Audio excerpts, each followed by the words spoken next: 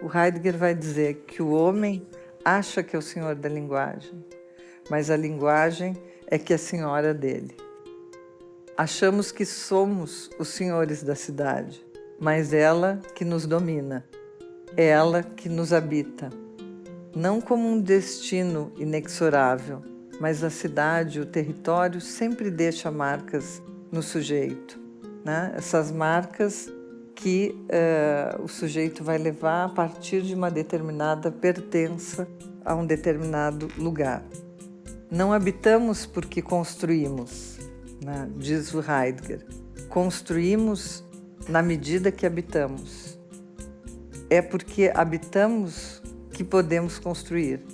Por exemplo, habitamos um estádio de futebol, uma ponte, uma represa, sem que ali haja nenhuma residência. As praças são lugares da cidade que habitamos, sem que seja nossa residência, mas pode ser nossa morada. Sou Billy Malaquias, sou geógrafo, pesquisador do Centro de Estudos Periféricos da Universidade Federal de São Paulo, campus Zona Leste. Hoje, convidei a professora Wanderli Custódio, aposentada pelo Instituto de Estudos Brasileiros na Universidade de São Paulo, para andarmos pela cidade de São Paulo e conversarmos sobre globalização e sobre o Brasil.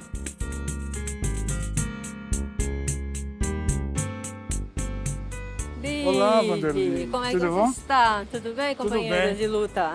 Nessa caminhada curta aqui pelo centro, eu estou impressionado com a quantidade de lojas fechadas, né? É, Que impressiona. esse momento...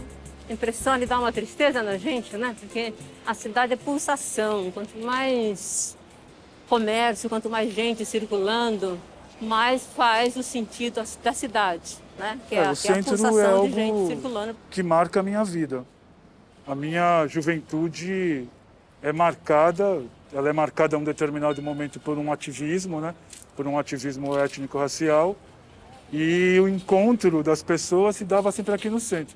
Aliás, eu convidei você aqui para essa conversa na galeria, um pouco por conta disso, né? A ideia é conversar um pouco sobre globalização, sobre o Brasil regional, né? Sobre o processo de imigração das pessoas para cá. E eu acho que a galeria, ela expressa um pouco isso. Simboliza bem isso. Porque de repente você chega e tem gente vestida de preto dos pés à cabeça. Aí você caminha do outro lado da galeria, você vê o pessoal com os tecidos africanos, com os turbantes, vendendo tranças, cortes de cabelo, já é uma outra coisa. E no meio do caminho tem todo o pessoal do hip hop, tem o pessoal que é fissurado por LPs antigos. Porque eu acho que ela consegue, de uma certa forma, agrupar pessoas de diferentes lugares do mundo, né? Então tem uma questão estética, tem uma questão afirmativa, né? E hoje com novos sujeitos, né?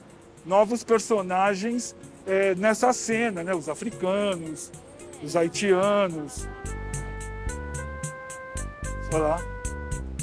São os novos hábitos, São né? os novos hábitos, Nos anos 80, na verdade no começo dos anos 90, final dos anos 80, a galeria me encantava porque foi aqui que eu conheci personagens como Hamilton Cardoso, como o Tony Tornado, como Luiz Melodia, um conjunto de artistas e de ativistas negros e negras que circulavam por aqui.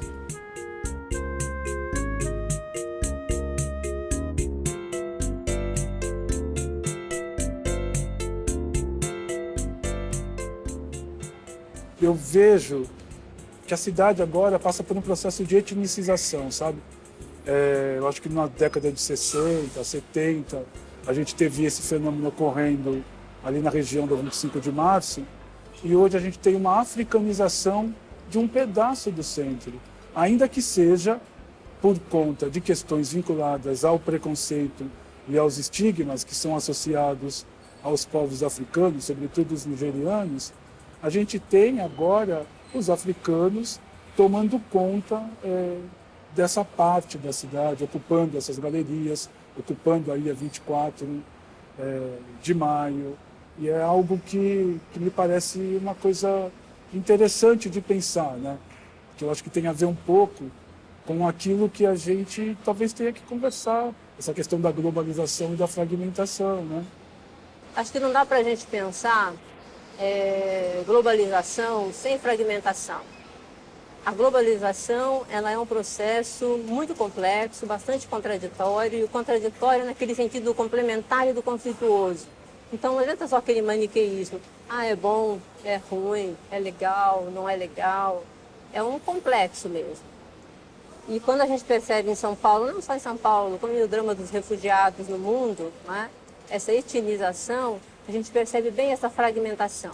E percebe também a globalização, porque eles estão esparramados pelo mundo, não é só no Brasil, né? Os africanos estão se esparramando pelo mundo e aqui fazem parte desse processo de globalização e de fragmentação, porque cada um é um que chega e chama um primo, assim que se arranja, chama um primo, chama um tio, chama a família inteira, e aí esses amigos chamam outros amigos, então você vai estar tendo bairros com perfil, né, afro, muito significativo, do mesmo jeito que tem os bolivianos, né, que tem a Feira Cantuta, onde eles se reúnem sempre lá, fizeram uma comunidade, muitos sírio-libaneses chegando também. Então, ao mesmo tempo que a gente tem essa etnização, que é uma fragmentação, ela é resultado do processo de globalização intenso. Né? O processo não é tão justo para assim. Nós, geógrafos, esse processo é uma coisa assim bem legal de pensar, né? Porque essas pessoas são, de uma certa forma, desterritorializadas dos seus locais, dos seus lugares de nascimento e buscam nos lugares em que eles se encontram aspectos que possam territorializá-los, né? As pessoas precisam ter essa noção de pertencimento, principalmente no mundo globalizado, que traz muita incerteza. A globalização é um processo econômico, técnico, que homogeneiza tudo, né? Faz uma tábula rasa de tudo, causando uma incerteza muito grande, uma agonia muito grande. De onde é que eu pertenço? De onde é que eu sou? Para onde é que eu vou? Né?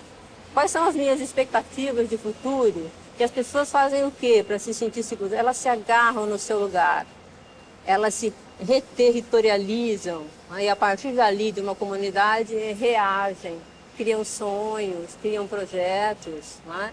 O que tem a ver as tatuagens com a globalização? E os piercings com a globalização? Essa galeria está cheia de lojas de piercings e de tatuagens. Né? Por que isso? Porque justamente com a incerteza da globalização, você não tem um futuro, você não sabe se vai ter um emprego amanhã ou daqui a pouco, se a sua especialidade vai ser sucateada daqui a um ano, você tem que aprender a fazer uma outra coisa. Então, a sua história, a história, está passando muito rapidamente.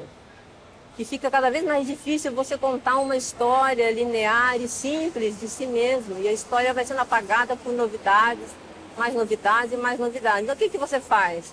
Escreve a sua história no seu próprio corpo, aí é inalienável, aí ninguém tira de você. Você pode conversar com quem você quiser, cada tatuagem é um fato da vida do sujeito. Então ele tatua o próprio corpo. Tatuagem não é uma coisa nova, né? No Oriente, eu tatuagem há séculos atrás, não se sabe, na Oceania.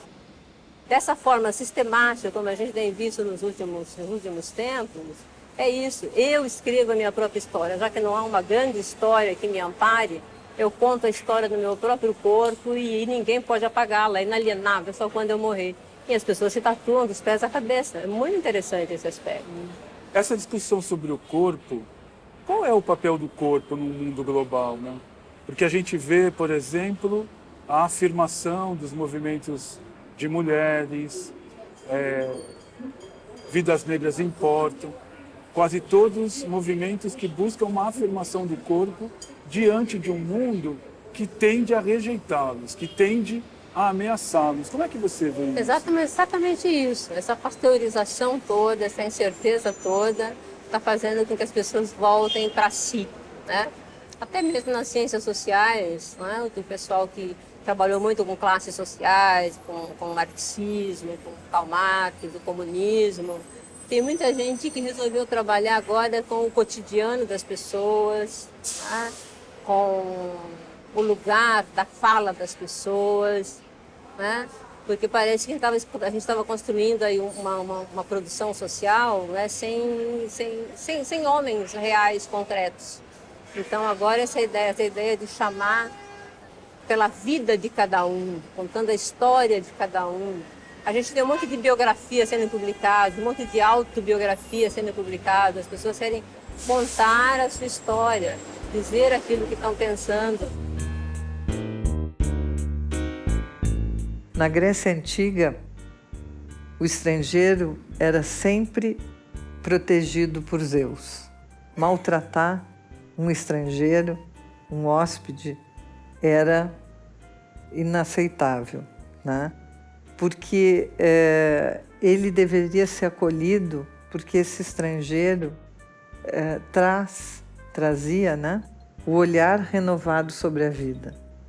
Então eu acho que a cidade como potência para pensar na relação com o outro, a gente tem que lançar sobre o outro esse olhar renovado da vida, abrindo novos espaços para a transmissão da experiência.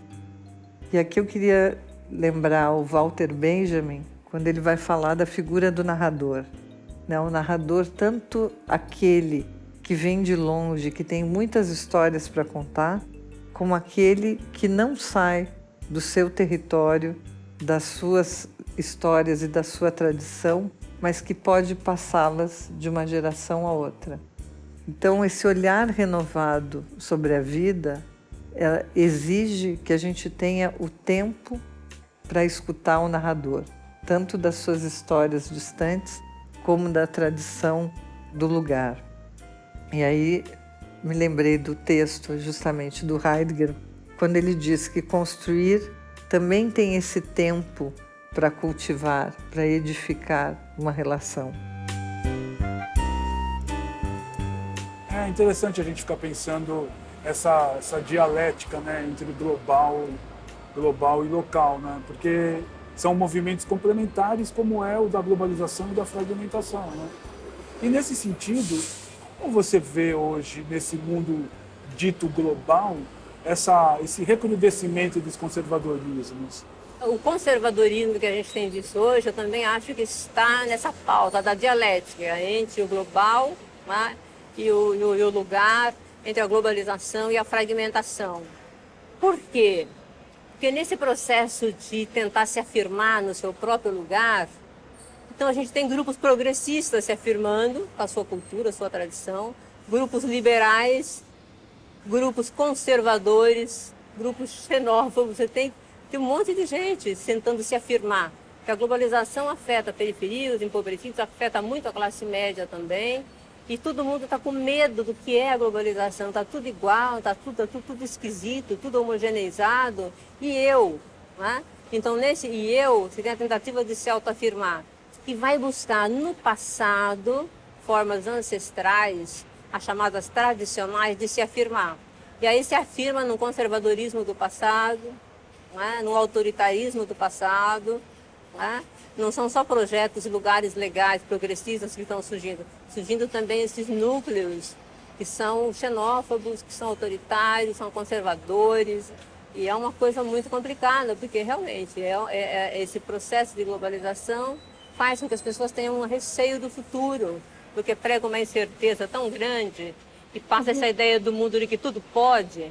Então deixa eu me ligar às minhas tradições. E assim, aqui a gente tem uma classe média que é muito conservadora, portanto, sempre foi conservadora. Na sua origem, a classe média brasileira é conservadora, as classes médias são conservadoras. A gente tem um operariado, hoje nem tanto, né? Mas a gente teve um operariado também, que era pautado por uma moral operária também muito conservadora. Então a gente tem essas lutas vindo dos lugares, de lugares conservadores também, que também se usam de toda a tecnologia da globalização para se manifestar. Então eles estão se manifestando, todos estão se manifestando. É que assusta, o conservadorismo assusta, mas eu vejo como uma espécie de medo. Eu vejo como uma espécie de pavor, medo de ser anulado. Eu li uma coisa que você escreveu que eu achei fantástica. que você disse que o mundo é mais careta agora do que era na década de 60, 70 e 80. Muito mais careta. Eu achei, assim, quando eu fiz graduação nos anos 80, achei que já tínhamos resolvido muitas questões como sexismo, como agressão aos gays, agressão às mulheres. Para mim isso tudo estava resolvido. E aí vai passando, na década de 90, 95, eu falei, o que é isso que está voltando? Né? E com uma força muito grande. Aí você foi percebendo bem isso. Quando você pega para estudar a escala da globalização dos anos 90, você vai percebendo esses movimentos. Né? E aí você vai chegando nesse movimento do populismo conservador, né? Que cai até na religião. Se você tem um aspecto da globalização que hoje diz, olha, você vai se formar 30 anos, você não vai mais estar trabalhando na sua profissão, naquela que você se formou, você vai ter que trabalhar e estudar em várias profissões. Gente, essa certeza você tinha nos anos 70, agora você não tem mais. Então o sujeito vive numa incerteza absoluta. O que sobra de certeza? A certeza da morte. O que eu faço para lutar contra a única certeza que eu tenho, que é a certeza da morte? Que certeza eu posso ter amanhã? Deus me ajuda, algo maior, superior a mim, é Deus. Você vai fazendo um paralelo, né, entre o avanço da globalização, você vai percebendo o aumento das seitas, das igrejas. O Milton falava sobre o globalitarismo. Como você vê isso? A ideia da globalização é de fronteira aberta para todo mundo. Então circulam as mercadorias, né, circulam as informações, circulariam os homens. Opa, não, os homens não circulam. Ninguém quer saber de pobre no seu território, de refugiado no seu território. Então ele fala que a globalização é basicamente um processo globalitário de produção e acumulação de riqueza. Não é de circulação de pessoas. Então é isso que ele chamava de globalitarismo e do papel preponderante das corporações e das transnacionais nesse processo. Nesse processo elas têm um acesso e uma produção de avanço técnico que faz o mundo funcionar ininterruptamente 24 horas por dia. Então isso é fantástico, mas isso não acontece com os homens. Eles não deixam os homens ficarem circulando pelo mundo 24 horas por dia tranquilamente. As fronteiras estão ali para colocar os limites. Seria uma ditadura do capital, do consumo, se impondo à vida das pessoas, Exatamente. dos países, dos Exatamente. estados nacionais, E tudo impedindo uma realização plena da vida. Da vida. E tudo isso passando como se fosse uma ideia de que a globalização é muito inclusiva, é boa para todo mundo, é legal para o mundo todo. E não é isso, é uma falácia. Há hoje um conjunto de intelectuais que passaram pela academia, que passaram por todo um processo de titulação, que se identificam como periféricos e têm falado desse lugar de periféricos, né? Propondo cursos, propondo formações, estabelecendo interlocuções e novas interpretações do mundo. Certa vez eu li uma entrevista do Milton Santos. Ele tem a ideia dos pobres e dos homens lentos, né? Que os pobres são dotados de uma filosofia do cotidiano. E que essa filosofia do cotidiano é um conjunto de impressões sobre a vida que essas pessoas precisam produzir diariamente para que elas existam num mundo que tende a excluí-los. Entendeu? Então essas alternativas que muitas vezes se apresentam nas cidades, né, de comércio, de prestar serviço, é algo que ele enquadrava dentro disso. E me parece que isso foi deslocado para esse lugar do intelectual, vamos dizer assim, periférico. Esse intelectual que passou pela academia, que cumpriu tudo que se exige dele, né, para se constituir um intelectual, mas que agora fala desse lugar, embora eu reconheça a importância do lugar de fala, como geógrafo eu gosto de pensar um pouco a fronteira da fala. Então esses intelectuais estão falando desse lugar de fronteira, né? De uma fronteira do conhecimento em que eles beberam a fonte da academia, mas essa fonte do cotidiano periférico produzido diariamente que vai virando conhecimento também. E eu estou achando isso fantástico porque renova a universidade. Porque esse pessoal, para cumprir o rito lá, o mestrado, o doutorado, o seu TCC, eles estão trazendo esses temas. Estão trazendo esses temas da periferia, que a academia não estudava e não dava conta. Mas agora ela vai ter que aprender a lidar com isso, porque ela tem essa demanda chegando, e uma demanda intensa. Então, também um processo aí de troca, que a academia está sendo obrigada a se rever, a se renovar, diante de uma realidade nova, de uma geração que está trazendo outras demandas. Pensando um pouco, né, a emoção como uma categoria de análise do cotidiano, né, das pessoas comuns, né? Eu vejo que nesse momento em que a gente vive hoje, de pandemia, é um momento bastante singular, principalmente na grande cidade. Porque a grande cidade, ela combina, na minha opinião, as relações individualizadas, mas também o encontro. E numa situação como essa, aquilo que consagra o encontro, que consagra a circulação, não pode se realizar como um todo. Então, além de todos os problemas que a vida cotidiana, que a vida urbana traz para as pessoas, eu sinto que hoje há um maior adoecimento, se é que eu posso, estou dizendo isso sem ser nenhum especialista, obviamente, dos sentimentos, né? Dado um tanto pela frustração daquilo que não se completa enquanto mundo. Eu me vejo uma pessoa otimista em relação ao mundo, mas inegavelmente essa expectativa de que ele se realize e ele demora a se realizar frustra as pessoas no cotidiano, no dia a dia, entendeu? E o que era uma frustração individual, eu acho que a pandemia transforma numa frustração coletiva. Sim, essa pandemia é um negócio excepcional, né? Isso causa um adoecimento, deixa a cidade doente, sim. É um adoecimento. Mas eu também acredito na recuperação, apesar de eu ser um pouco cética, porque tem uma coisa muito especial, que é o ser humano. A criatividade do humano. Eu vi muito desses renascimentos ao longo da minha carreira. De pegar um aluno no primeiro ano e você fala assim, esse aí não vai ter jeito, de jeito nenhum.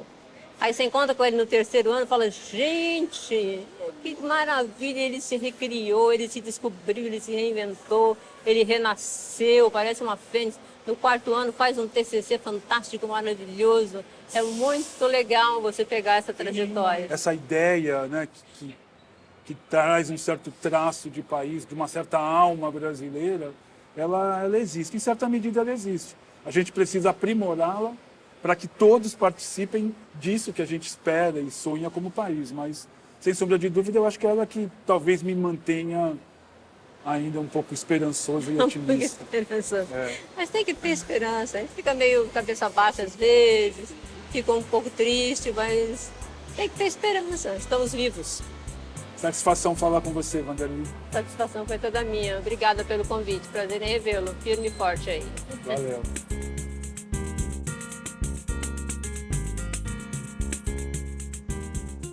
Por que o encontro com o outro é sempre tão difícil? A primeira relação, a primeira reação é de suspeita e não de suposição de saber, né? Isso está bastante marcado no nosso contato com o imigrante, com o morador de rua, né? Com um cara estranho que passa na rua, quando a gente está num ambiente desconhecido. Eu acho interessante a gente lembrar um pouco também do outro texto do Freud, que é o Heimlich, o estranho familiar, o estranho que nos habita, né? E se essa suspeição que a gente tem do outro não é também algo do desconhecido em nós mesmos, né?